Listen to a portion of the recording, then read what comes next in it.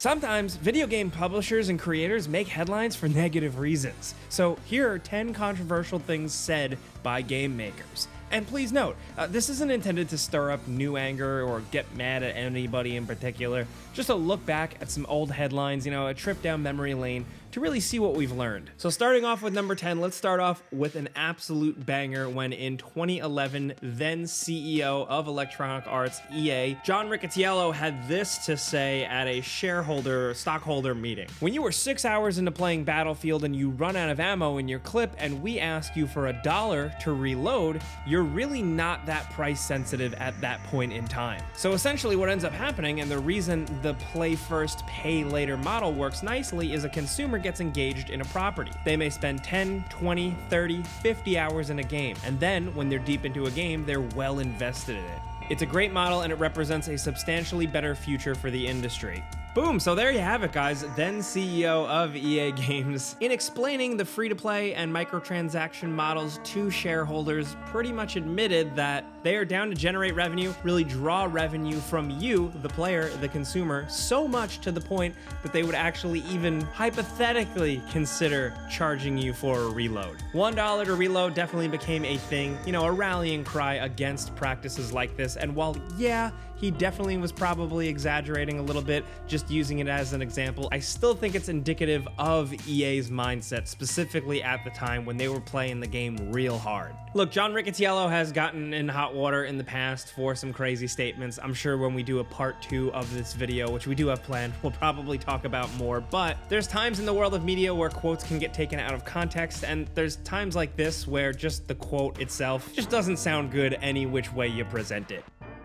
Next, over at number 9, you guys probably still remember this one, but it's when Activision Blizzard announced Diablo Immortal, the very mobile, free-to-play style Diablo game that, of course, as we now know, is filled with monetization and microtransaction purchases that people are just not into. When the game was first announced at BlizzCon and the reception wasn't really great, one of the heads of the project at Activision Blizzard on stage, upon hearing the reaction of the crowd, said, "Do you guys not have phones? You guys all have phones, right?" This is specifically because some people in the crowd booed because they said that this game would only be on mobile. And when you're at BlizzCon, chances are you're more of a hardcore Blizzard fan. You're playing on PC, maybe console, but most likely PC. And to hear that the next new thing they've been working on isn't even coming out on your platform, the main fans' platform of choice, you're gonna be bummed. So to flippantly respond, "You guys all have phones, right? Yeah, sure, we do. That just doesn't necessarily mean we want to play on them. Yes, everybody has a cell phone,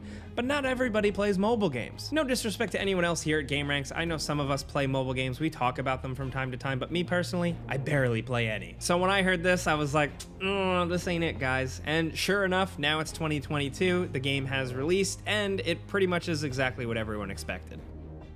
Next, over at number 8, you may or may not remember when EA referred to loot boxes as surprise mechanics. No, loot boxes aren't bad, negative things for the consumer, they're actually ethical and fun. This was when representatives from both EA and Epic Games spoke to a parliamentary panel in 2019 specifically to defend their business practices, which were getting heat at the time throughout Europe. The EA representative really doubled down and called them surprise mechanics, referencing going to a toy store and buying a blind box and getting surprise over that excitement, referencing Kinder Eggs or Hatchimals or other kid toys, where I really think it did not do a good job of helping their argument. And it's also worth pointing out that these people are not marketing or public relations people or anything like that. These are hardcore heads of legal and government affairs within these corporations. So I think if anything, what they're talking about is actually how they're thinking of it, and it's really hilarious. Next, over at number 7, a lot of people are forgetting this brief footnote in history, but when the Xbox One was first announced, things were a little rocky. Xbox's messaging was a little all over the place, and they said a couple of things that people really didn't want to hear. The focus on how game sharing would work, the fact that the console would be always online, you'd need to be connected, which back then was still really a huge deal and a negative for quite a lot of players, and just an overall emphasis on it being a media console, a platform for television and media, with games almost feeling like a footnote in their messaging. So when players specifically took issue with a lot of this stuff and specifically harped on the fact that the console would need to stay connected online and you wouldn't be able to play your games offline, an Xbox head at the time, Don Matrick's response for those people was basically, well, if you don't like it, we still have the Xbox 360. We have a product for people who can't get online. It's called Xbox 360. As you can see on screen here, the actual quote is a little bit more wordy, but still, I think it's very fair to distill it down to saying exactly like that. We're not misconstruing anything. Really, it blew up, but now looking back, it's not as big of a deal. It's really just the way it was worded, you know, growing pains for the time, online connected consoles, always online, DRM. These things on consoles were still kind of getting figured out. And now today we face plenty of similar problems, but we don't have, at the very least, the heads of the company saying, oh, don't like it, go play our old shit. Because that would still be very bad if they were still saying that, to be clear. Next, over at number 6, because we're having fun here, it's not all serious, let's talk John Carmack. This dude is the co-founder of id Software. He's the lead programmer behind stuff like Commander Keen, Wolf 3D, Doom, Quake. He's a legend and seemingly a computer super genius. He's also got tons of spicy quotes from documentaries and books throughout the years about the history behind first-person shooters and id Software. And one of our favorite quotes is, "Story in a game is like a story in a porn movie. It's expected to be there, but it's not that important." Damn, that's savage if you ask us. If anything, I don't really think it's anything to get mad at. I don't think anyone really ever saw this and got pissed off. It's just one person's opinion about video games, and I mean, look at the context here. John Carmack now is an older dude. He's been playing and making games that specifically focus on gameplay first and foremost. Obviously, there are so many games out there that are story-based and absolutely compelling. We talk about them all the time here. I like both. I can play, you know, Quake or Rocket League with anyone and just always just have endless fun, but I really also don't mind a slow game with limited gameplay that just tells an incredibly beautiful story. I think there's room for both. Either way, it doesn't matter. I'm not mad at John Carmack. I'm very grateful for his contributions to video game history. And really, you know, if I'm honest, the quote is kind of funny. Next, over at number 5, here's one I really love.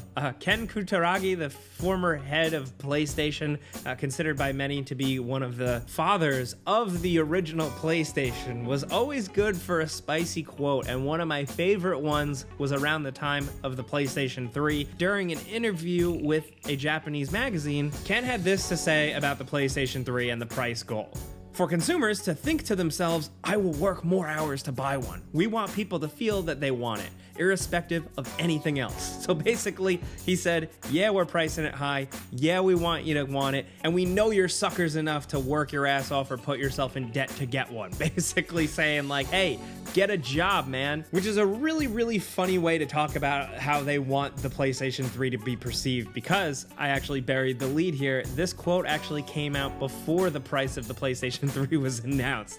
So he was really setting the groundwork for what would be chaos later on. As much as it's a weird quote to hear from somebody repping the console, I will admit for the PlayStation 2, I saved up every single bit of money I could, pocket change, side jobs, lunch money, everything to get that thing. So I guess maybe he was talking specifically to me. I certainly didn't love it at the time though, and it's just really interesting to see the context of how the PS3 was priced and launched compared to the PlayStation 4. Ken and his buddies definitely learned something.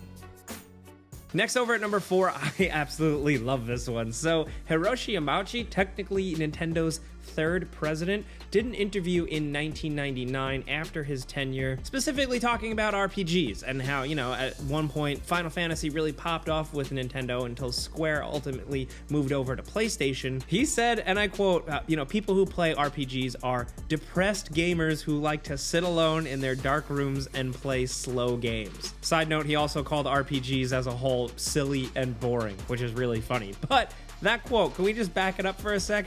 People who play RPGs are depressed gamers who like to sit alone in their dark rooms and play slow games. Yes, absolute legend. Yes, I am, and I'm proud of it.